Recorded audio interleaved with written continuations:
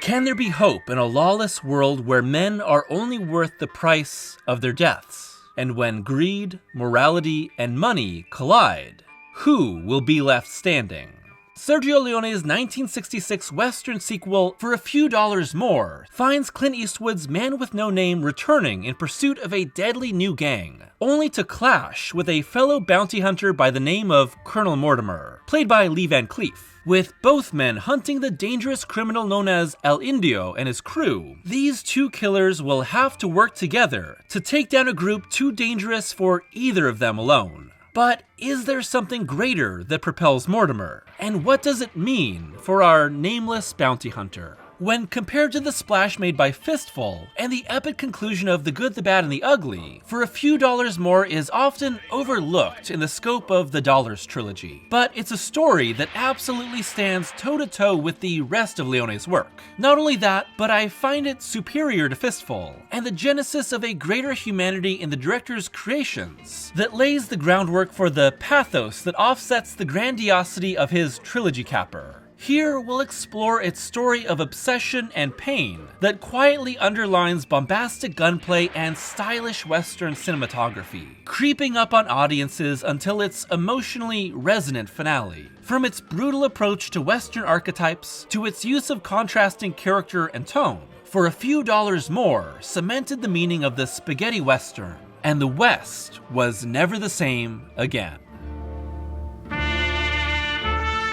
Hot off the success of A Fistful of Dollars in Italy, Leone teamed with new producer Alberto Grimaldi to quickly begin work on a follow-up to his fresh but soon-to-be imitated new interpretation of the Western. Whereas Leone's first film had copied heavily from Akira Kurosawa's Yojimbo, this new film would be a completely original take. The only catch was that star Clint Eastwood hadn't even been able to see the first film yet, due to it being unreleased in America. Cue an Italian-language print being shipped to America for a viewing that impressed Eastwood and friends enough for him to agree to a sequel. Written by Luciano Vincenzoni in 7 days based on a story by Leone and several collaborators, For a Few Dollars More's dialogue was rewritten by Sergio Donati as an uncredited script doctor, and what became of it is a movie that is deeply entrenched in Western tropes, yet refuses to play by black and white rules. Coming in at a little over 2 hours and taking our heroes and villains across the Southwest, For a Few Dollars More has a bigger scope than Fistful, pushing us into non-stop set pieces filled with death.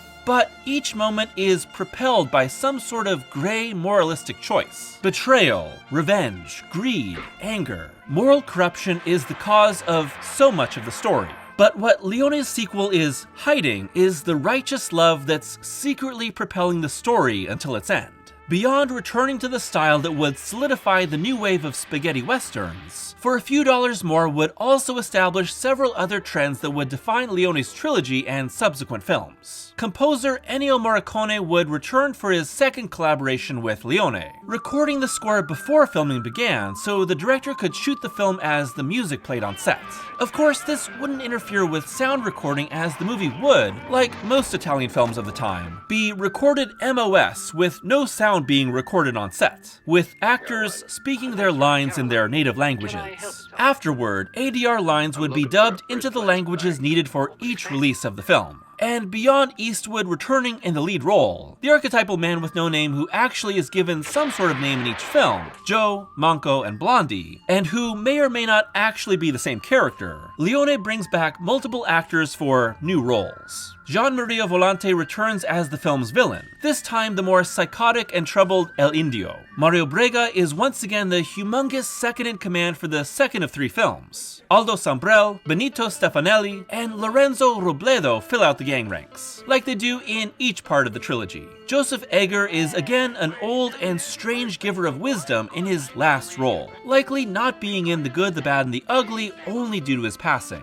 And finally, Lee Van Cleef plays co-lead as Colonel Douglas Mortimer, the moral center of the movie, for the first of 2 Leone collaborations. Actually, The Good, the Bad, and the Ugly, my favorite film of all time, was the first film of the Dollars Trilogy I ever saw, and in it, Van Cleef returns as the truly horrible Angel Eyes. It's a rare recasting in this trilogy that puts an actor in the opposite type of role. To me, seeing him as Mortimer was a shock in comparison. when really his return in part 3 is intended to have the opposite effect.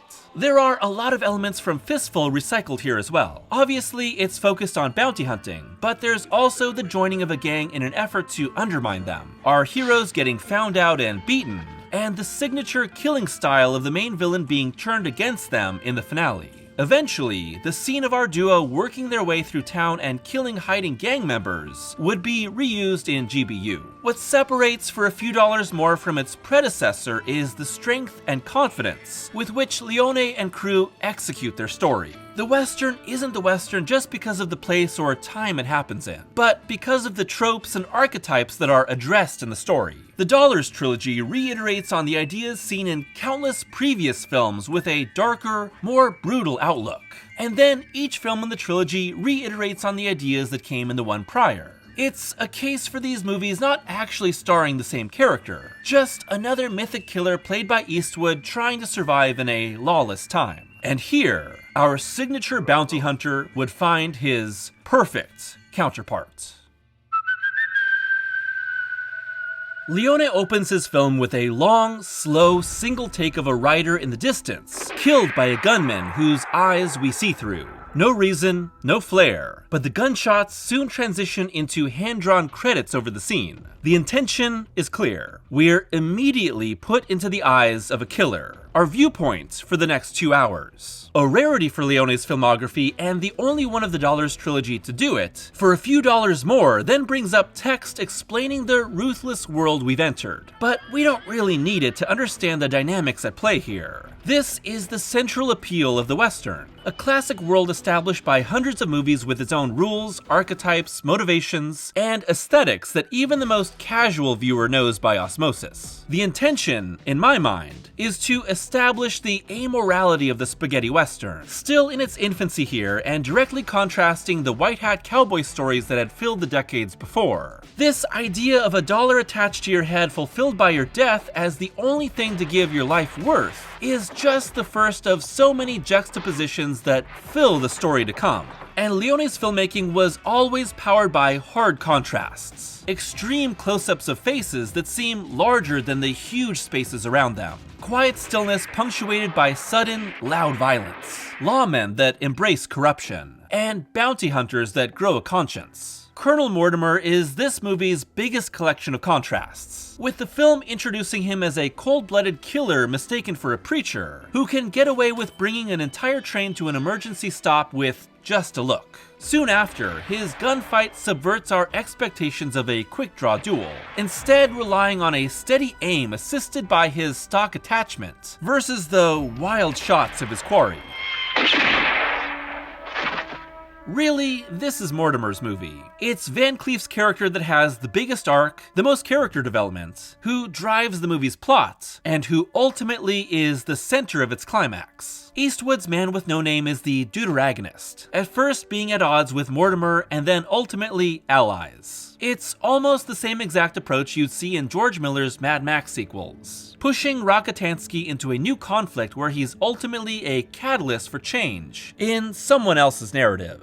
Van Cleef, in a role originally intended for Charles Bronson, brings a mix of sharp-eyed intensity. Seriously, this guy feels like he could kill you with his eyes instead of his gun. And a polished classiness that contrasts hard against Eastwood's scruffier killer instinct. Monco and Mortimer are designed to orbit each other, with Ennio as the gravity that holds them together. At first, rivals that debate killing one another, and then allies, at first needing each other because Ennio's gang is too big to take down alone, and then slowly reconciled through the morality that propels Mortimer. Van Cleef, while feeling dangerous, is just a little warmer and more emotional than Eastwood here. Don't get me wrong, I love Clint in this role, but he's stiffer, harder, less inclined to let something emotionally affect him. He's an icon in the flesh, who conquers the West, instead of letting it conquer him. Of course, Eastwood and Leone would have enough differences on set that they had a falling out, leading to Eastwood turning down Once Upon a Time in the West, and Leone later saying the actor only had 2 emotions, with or without a hat. That's not quite fair, because in the end, it's Eastwood's instantly recognizable image that ties everything together. One of the underlying tensions of Fistful, just like Yojimbo, is whether Eastwood's killer is motivated by a moral code, or if he's solely focused on getting as much money as possible. That question of money versus morals is still in play here, this time being addressed in both heroes. But ultimately, For a Few Dollars More is more explicitly in favor of its heroes being upstanding. Spaghetti westerns differentiated themselves by embracing a gray morality, and in some cases, refusing a happy ending. But there's still a conscience that informs the man with no name in each movie. These are ultimately movies that have a sense of right and wrong and pursue justice by the end. It's just that justice is found through stark violence.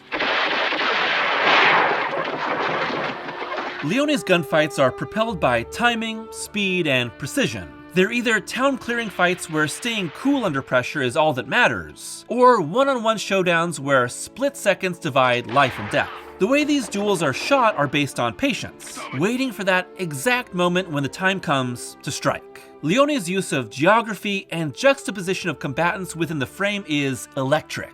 Their identical blocking is what creates tension through visual language. Here, editors Eugenio Alabiso and Giorgio Serralonga work in direct concert with Morricone's score, cutting to the rhythm of the music and using each cut to control the intensity of the scene until the moment of release. Again, another contrast. The release of tension brings death. The use of ADR for all characters, with even English speakers' words and lips never quite matching up perfectly, creates a dissonance between sight and sound. The images we see and the dialogue, sound effects, and music we hear almost exist on two separate planes instead of fully coexisting in the same world.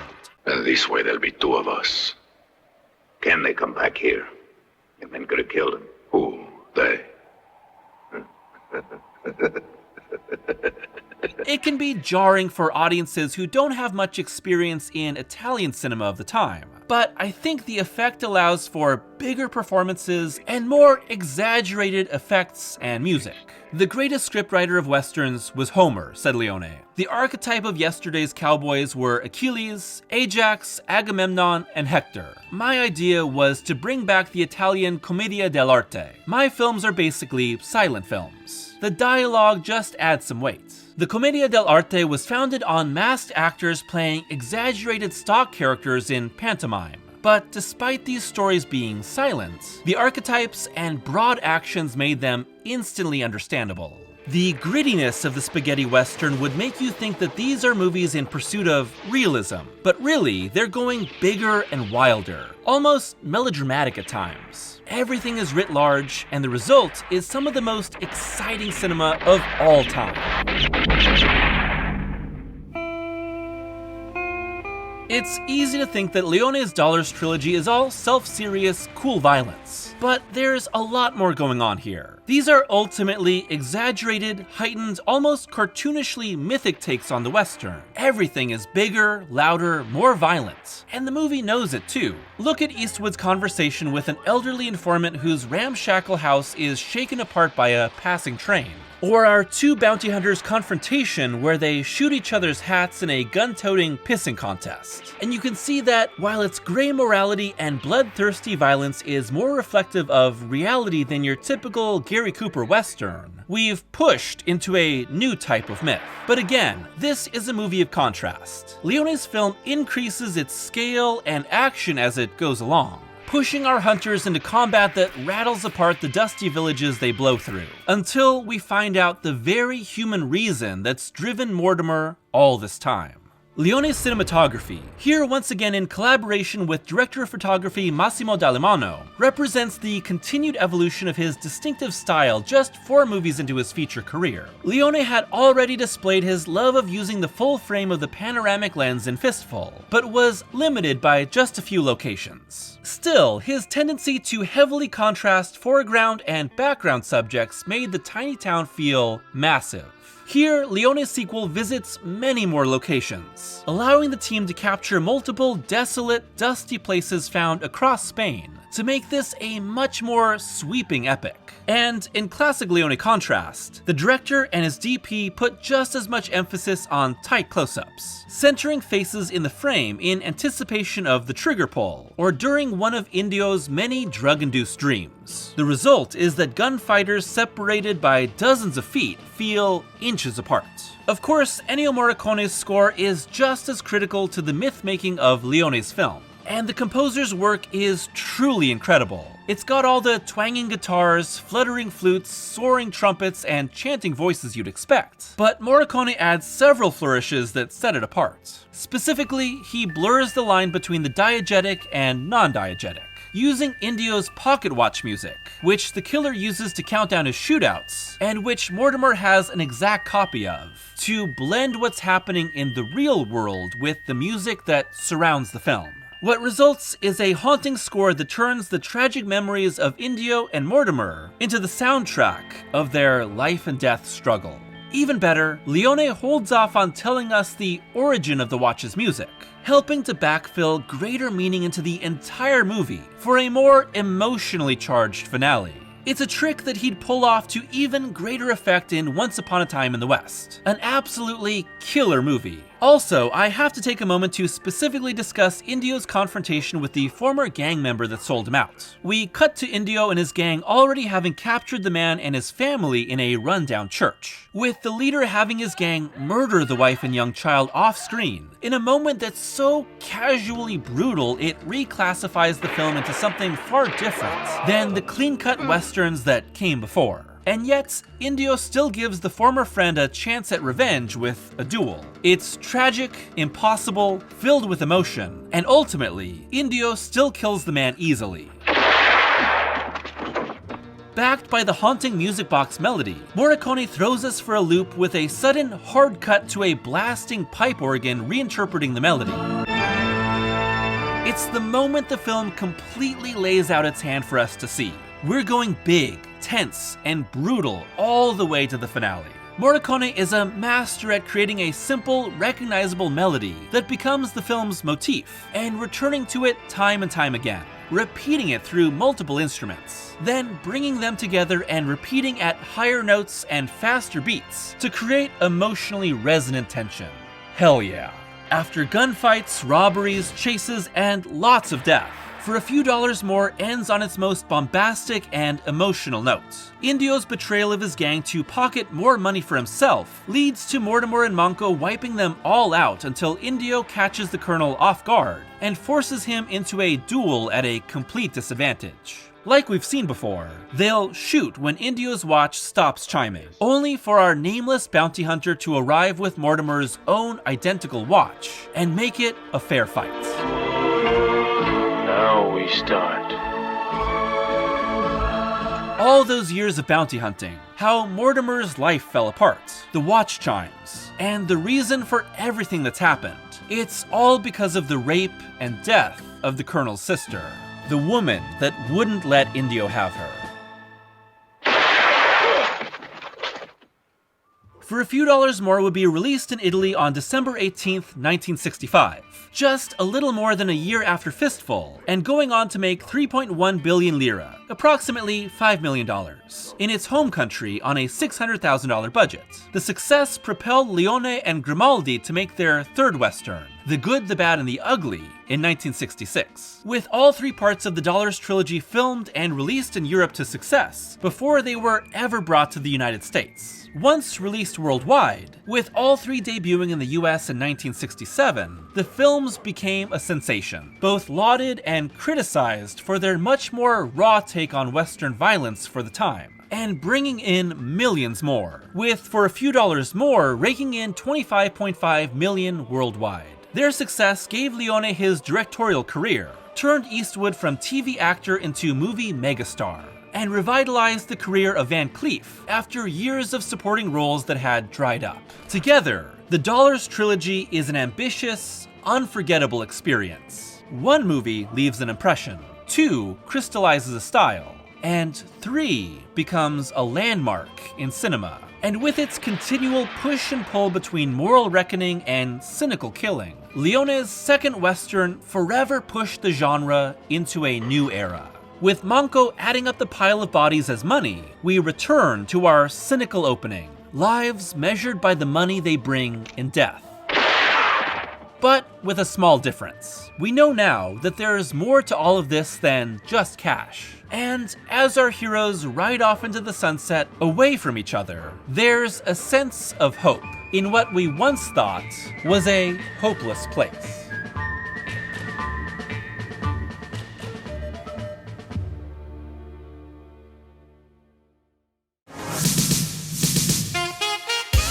Thanks for watching today's video, my long overdue return to the works of Sergio Leone. You may know that a few years ago I did a video that compared and contrasted Akira Kurosawa's Yojimbo with Sergio Leone's A Fistful of Dollars, which copied the story of Yojimbo for its own Western take. And in that video I talked about these two approaches to the same story, and how the Western influenced the samurai story from Japan, and how that samurai story in turn influenced the Western again. Ever since then, I have wanted to make more videos on Leone's films, and I decided to just go ahead and return to For a Few Dollars More. It's a movie that I've seen a lot of times over the years, but one that I appreciated way more on rewatching for this video. I think that it's a huge leap forward from A Fistful of Dollars.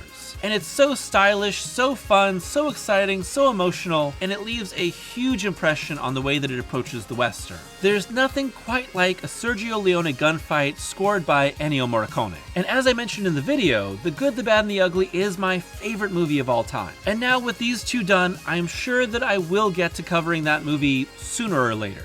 I'd love to hear your thoughts on For a Few Dollars More, the Dollars Trilogy, Sergio Leone, Ennio Morricone, and what your favorite Westerns are. Classic or spaghetti or modern. I'm a big Western fan. I don't talk about it a lot on the channel, but I really do love the genre. As always, I'd like to give a huge thanks to my patrons for their continued support, and if you'd like to be a patron, it's only $1 a month for early access to every video and exclusive Patreon-only reviews. And as we end November, we are coming up on Residecember Evil, a full month of videos entirely dedicated to Resident Evil, which I am working on right now as you watch this video. Or maybe it's already done because you're watching this video far into the future. Either way, a month of Resident Evil. And I'm really excited about it, so I hope that you are too. So until next time, I hope that you're taking care of yourselves and checking out a couple great Westerns. See you again soon.